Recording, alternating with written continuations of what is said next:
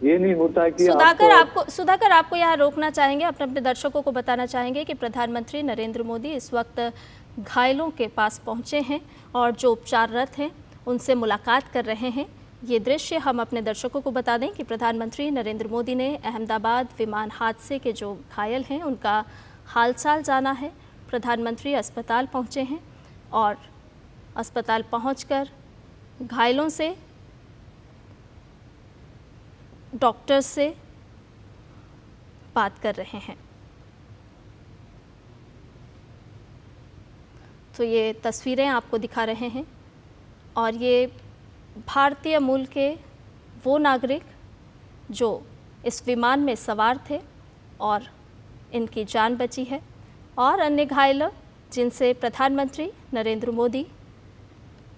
मुलाकात कर रहे हैं, घायलों का हालचाल जान रहे हैं,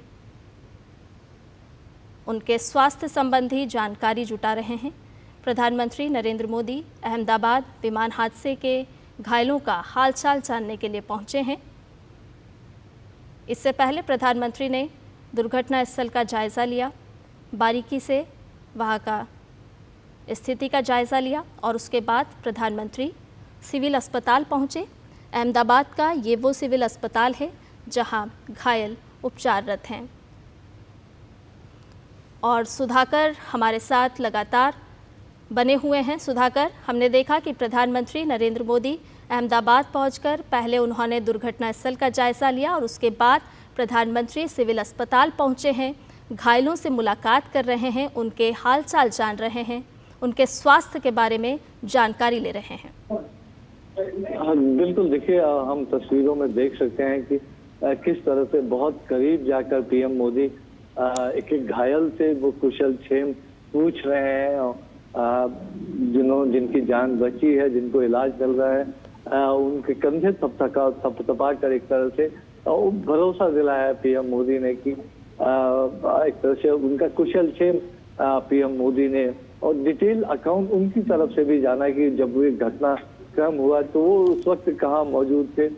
किस तरह से बाहर निकले, किस तरह से वो रेस्क्यू हो पाए और अस्पताल में उनको किस तरह का इलाज मिल रहा है। तो उसका एक तरह से first hand account PM Modi लेने की कोशिश कर रहे हैं। हमने तस्वीरों में ये भी देखा कि उन्होंने विश्वास रमेश, जो एक लोन सर्वाइवर है इस पूरे घटनाक्रम के, और आप कह सकते हैं कि लोन आई विटनेस हैं, जिन्होंने बिल्कुल करीब से जब विमान ने टेक ऑफ किया और उसके बाद चंद सेकंड के भीतर जब वो हादसा हुआ, निश्चित तौर पर उन्होंने अब पीएम मोदी को जरूर उनके साथ जो चमत्कार हुआ है उसके बारे में जानकारी दी होगी। और पीएम उनके साथ एक इंटेंस इंटरेक्शन करते हुए इन तस्वीरों में आपको देख सकते हैं कि पूरी एक सर्वाइवर अकाउंट वो लेते हुए कि किस तरह से घटनाक्रम हुआ, क्या कुछ संभावना थी क्या उसमें, किस तरह से वो बच पाए, किस तरह से वो अस्पताल तक आ पाए, और पूरा उनका कुशल क्षेम जानने की कोशिश। और एक एक पेशेंट, हमने देखा कि कई दर्जनों पेशेंट से पीएम मोदी ने इंटरेक्शन किया, हालचाल जाना, उनके इलाज के बारे में डॉक्टर से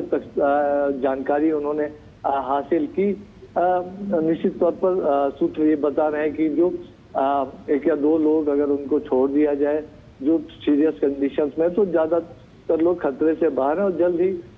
उनको अस्पताल से कुछ दिनों के भीतर उनको छुट्टी भी मिल सकती है। हम देख सकते हैं कि